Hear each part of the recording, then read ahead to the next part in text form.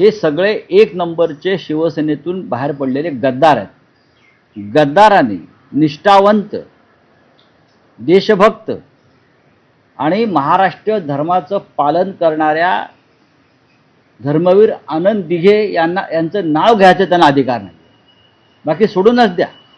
हे त्यांच्या नावाचं राजकारण करतात। आनंद दिघ्यांनी आमच्या कधी शिवसेना विकली नाही। व्यापाऱ्यांना, बिल्डरांना, शहा मोदी यांच्यासारख्या राजकीय व्यापाऱ्यांच्या पायावर आनंद दिघ्यांनी कधी शिवसेना ठेवली नाही।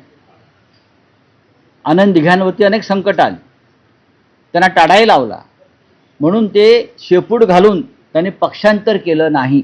गांडूसारखं हे जे स्वतःला दिघ्यांचे शिष्य वगैरे समजतायत ना, त्यांनी कधीही आनंद दिघे साहेबांनी, त्यांच्याने आमचे सगळ्यांचे संबंध होते चांगले।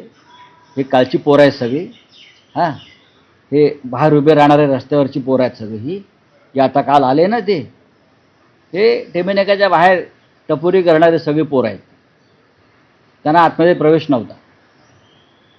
आनंद दिघे हे ठाकरे परिवारातले आणि शिवसेना परिवारातले एक महत्त्वाचे सदस्य आणि घटक होते।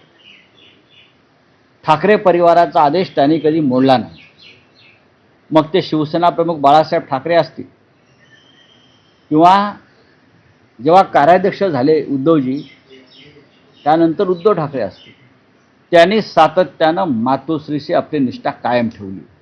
हे आता जे आहेत ना, स्वतःला शिवसेना म्हणून घेणारे लफंगे आणि चोर, हे धंदे कधी आयुष्यात माननीय आनंद दिघे यांनी कधी केले नाहीत। राऊत साहेब, तुम्ही टाळाचा उल्लेख केला।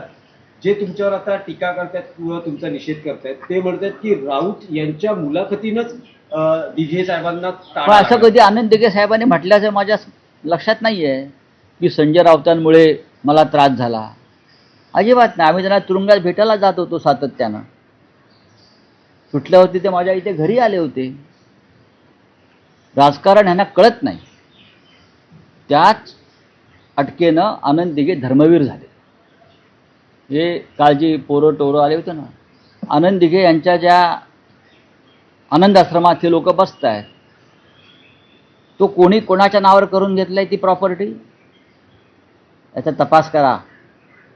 आनंद दिघे साहेबांच्या वेळेला तो एक ट्रस्ट होता, दिघे साहेब तिथून काम करायचे, आणि आज ती प्रॉपर्टी म्हणून कोणी कोणाच्या नावावर करून घेतलेले आहे, धमक्या आणि दहशत निर्माण करून।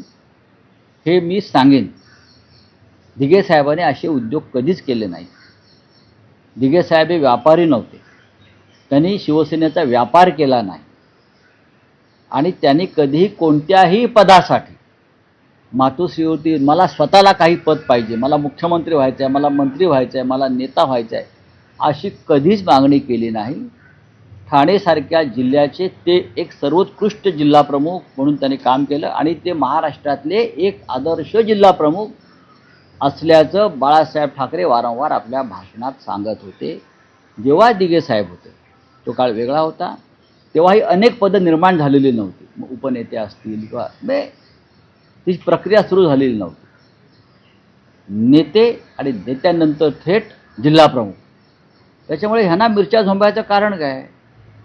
तुम्हाला जर मिरच्या झोंबायच्याच असतील तर तुम्ही दिघे साहेबांचं जे अवमूल्यन करत आहात, गद्दारी करून, बेईमानी करून, चापलुसी करून मोदी शहा फडणवीसांची, ती थांबवा, तरच दिघे साहेबांच्या आत्म्याला शांतता लावेल। आणि अरे सोडाव कोण श्रीकांत शिंदे, अरे सोडाव श्रीकांत शिंदे, काय कोण श्रीकांत शिंदे?